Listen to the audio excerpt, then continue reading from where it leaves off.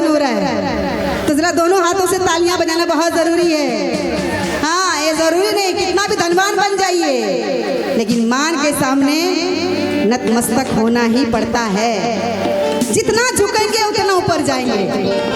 देखते हैं ना सोशल मीडिया पर, जब कोई पैसा वाला बन जाता है, गाड़ी वाला हो जाता है, क्योंकि मैं सच्चा बोलती हूँ, इसीलिए ये सच्चाई है कि कितना भी महंगा मोबाइल ले लीजिए, कितनी महंगी गाड़ी में घूम लीजिए, झुकिए, हमेशा झुके रहिए। और ये मैंने अपने माता पिता से, अपने गुरुओं से और माँ सरस्वती स्वरूप लता दीदी से, पद्मश्री हमारी शारदा सिन्हा दीदी से भी सीखा है मैंने, और उनके नक्शे कदम पर चलती आ रही है। तो जरा तो दोनों हाथों से तालियां चाहूंगी सर।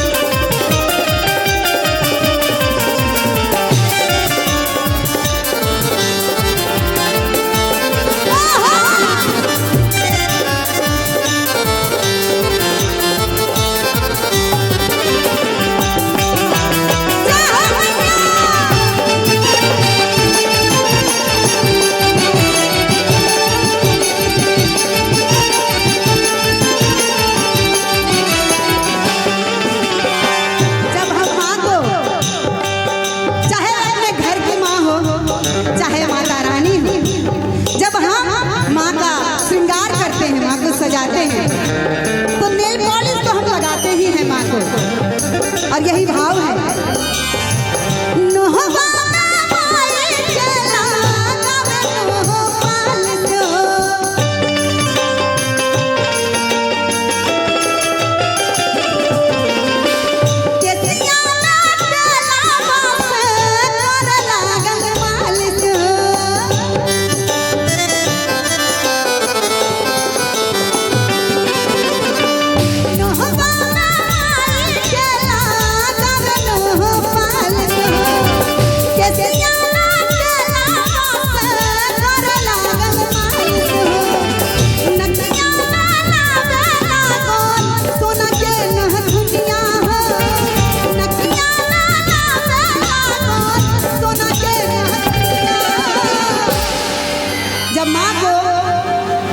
सभी जानते हैं, ज्यादातर अगर खासकर महिलाएं कितना भी कोई श्रृंगार कर ले, दो अगर श्रृंगार अगर कम हो तो खूबसूरती में थोड़ी कमी रहती है।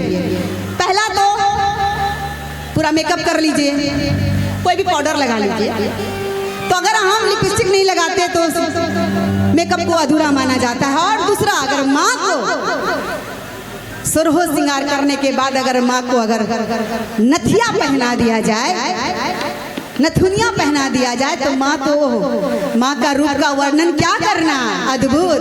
तो जरा माताएं बहनें जरा दोनों हाथ दिखा दीजिए, दोनों हाथ। हाँ जी, आप सभी पीछे वाले खाना खाने के लिए लाइन में लगे हैं कि जागरण में आए हैं? आप सभी जहाँ जगराता हो वहाँ जागना पड़ता है और माँ को मनाना पड़ता है तालियों से। जरा दोनों जिनके हाथ खाली हैं और जिनको माँ ने प्यारे प्यारे दो हाथ दिए हैं वही तालियां बजाएंगे, वरना कोई बात नहीं। हाँ, भजन के साथ, भजन के साथ नकिया